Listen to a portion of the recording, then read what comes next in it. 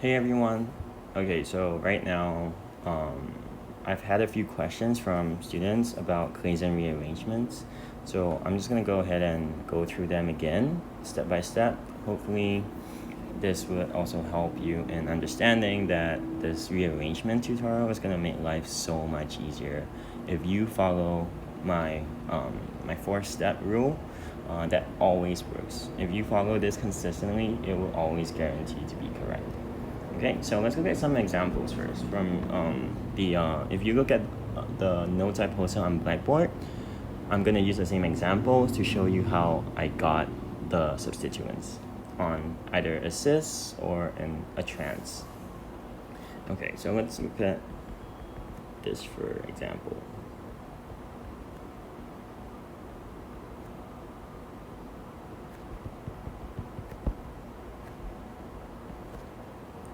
And then I'm gonna send it through heat to get me something. We don't know what it is yet, but remember, because this is called the Claisen rearrangement because of the presence of an oxygen right here. So our driving force, if you remember from yesterday, our driving force is gonna be the formation of a carbonyl, which is a CO bond. If you do not have this in your final product or at some point in your reaction, you're wrong. So track back a few steps, make sure you drew your arrow pushing correctly. This is an easy example where they already cyclicized it for you. So all you gotta do in step 1 is to chain the molecule.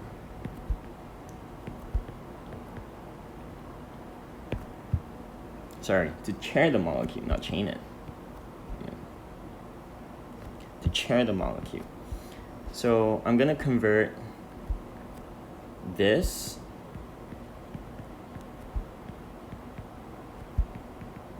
into a chair of some sorts. And how do I know what to do? Is the first thing, we need to identify our substituent positions first. So the one in pink right here, that is known as my vinylic position. And the one in green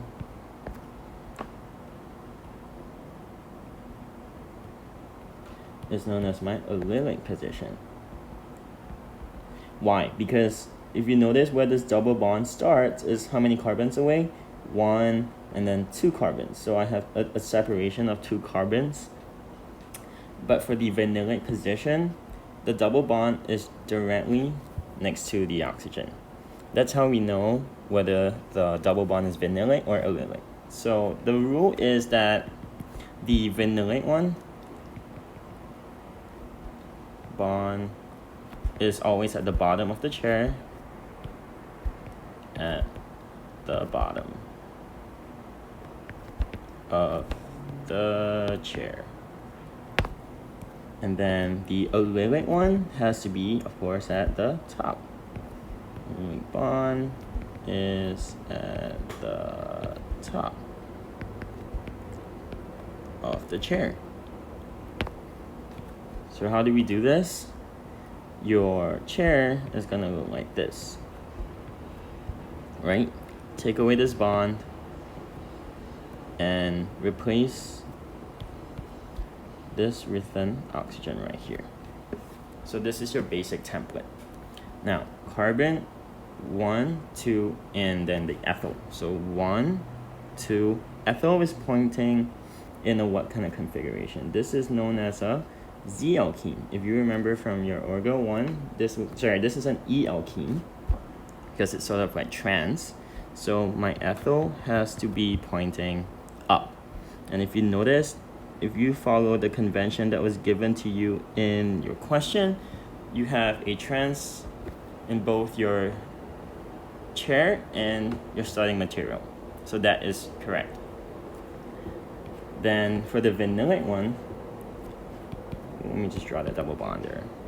There we go. The double bond is going to be at the tip of the chair. And what happens is that I would have a methyl group attached to it. But where is this? How should I place my methyl group? Again, look at the way it's being formed. I have an E alkene here, so that means that this is gonna have to end up being right here. Because if methyl is pointing up, you notice that this will end up being a Z alkene, so that is wrong. So that's a good way to check your work to see if you're on the right track.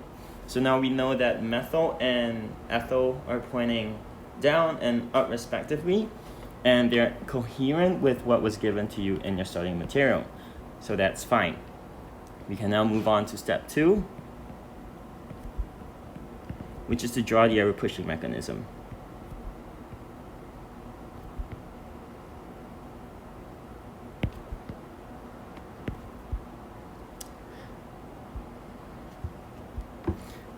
Don't forget to add implicit hydrogens. So I'm just going to copy this right here. Now let me use a different color. I'm going to use yellow for the arrow pushing. Now remember that the Claisen rearrangement has a driving force where it favors forming a double bond. So how are we going to form a double bond right here? We're going to have to make this a double bond across, and it can only come from this carbon right here, which means that, whoops, I'm sorry.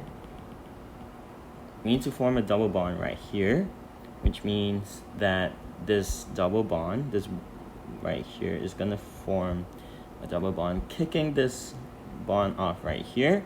And because carbon cannot have more than 4 bonds, this would be forced to go up. And what I get after would be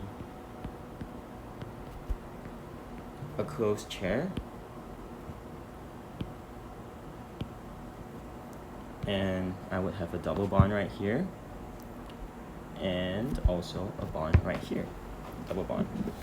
My methyl and my ethyl groups remain in the same position. They do not change. Methyl, ethyl. Now remember what I said about drawing the implicit hydrogens? This is where you start doing them. So let me use purple. I'm going to draw my hydrogen that's pointing up, hydrogen that is pointing up. Now that you're done, you can go on to step 3. You look at substituents and then cyclicize it.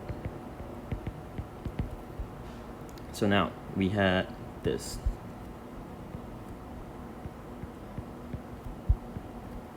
Right here, we had methyl pointing down, ethyl pointing up, and my 2 hydrogens. What you do is you draw an eye and you look at your substituents. Again, look at the substituents. And notice that when you look at the substituents directly, do you see that the ethyl as well as the methyl are pointing at you? Which means that they are on the same side. And we're gonna have something that looks like this. When you put it back into a linear molecule, you're gonna have something that looks like this. My double bond here, my double bond here. So because you're on the same side, we know that that is a syn. So my methyl and my ethyl right here. Then we can go on to step 4. Make more room right here, which is to linearize it back.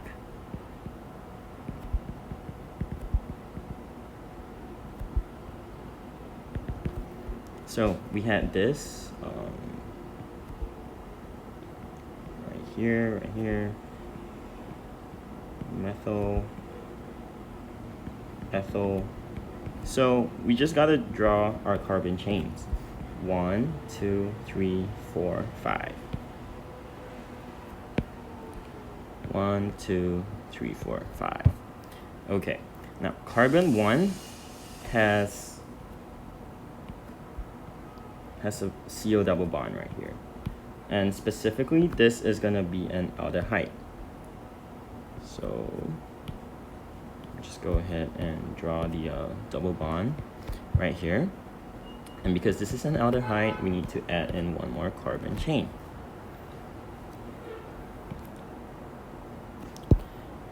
Carbon 2 has an ethyl that's a wedge. So let's go ahead and